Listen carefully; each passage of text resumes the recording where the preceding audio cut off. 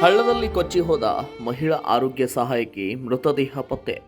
ಗದಗ ಜಿಲ್ಲೆಯ ರೋಣ ತಾಲೂಕಿನ ಯಾಸ ಹಡಗಲಿ ಸಮೀಪದ ಮುಚ್ಚನಕ್ಕೆ ಹಳ್ಳದಲ್ಲಿ ನಿನ್ನೆ ರಾತ್ರಿ ಸಂಭವಿಸಿದ ದಾರುಣ ಘಟನೆ ಇದಾಗಿದ್ದು, ಬೈಕ್ ಸಮೇತ ಹಳ್ಳಕ್ಕೆ ಕೊಚ್ಚಿ ಹೋಗಿದ್ದ ಮೂವರು ಆರೋಗ್ಯ ಸಿಬ್ಬಂದಿಗಳಲ್ಲಿ ಇಬ್ಬರನ್ನ ಪ್ರಾಣಾಪಾಯದಿಂದ ರಕ್ಷಿಸಲಾಗಿದ್ದು, ನಾಪತ್ತೆಯಾಗಿದ್ದಂತಹ 35 ವರ್ಷದ ಮಹಿಳಾ ಆರೋಗ್ಯ ಸಹಾಯಕಿ ಬಸಮ್ಮ ಗೋರಿಕಾರ್ ಅವರ ಮೃತದೇಹ ಇಂದು ಪತ್ತೆಯಾಗಿದೆ.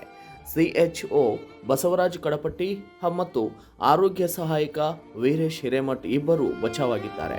ಆದರೆ ಬಸಮ್ಮ ಗೋರಿಕಾರ್ ಅವರ ದೇಹ ಹಳ್ಳದ ಪೊದೆಯಲ್ಲಿ ಸಿಲುಕಿರುವ ಸ್ಥಿತಿಯಲ್ಲಿ ಪತ್ತೆಯಾಗಿದೆ.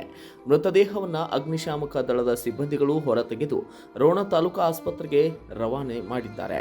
ಸ್ಥಳಕ್ಕೆ DHO SS Nilagund, tahsildar Nagaraj, police ಮತ್ತು ಅಗ್ನಿಶಾಮಕ ಸಿಬ್ಬಂದಿಗಳು ವಿಸಿಟ್ ಅನ್ನು ನೀಡಿ ಎನ್ಕ್ವೈರಿಯನ್ನು ನಡೆಸಿದ್ದಾರೆ. ಮಳೆಗಾಲದಲ್ಲಿ ಹಳ್ಳ ಹೊಳೆ ದಾಟುವಾಗ ಹೆಚ್ಚಿನ ಎಚ್ಚರಿಕೆ ವಹಿಸುವಂತೆ ಸ್ಥಳೀಯರು ಪರಸ್ಪರ ಮನವಿ ಮಾಡಿದ್ದಾರೆ. Bureau report, Kannada Janashree news, Gadag.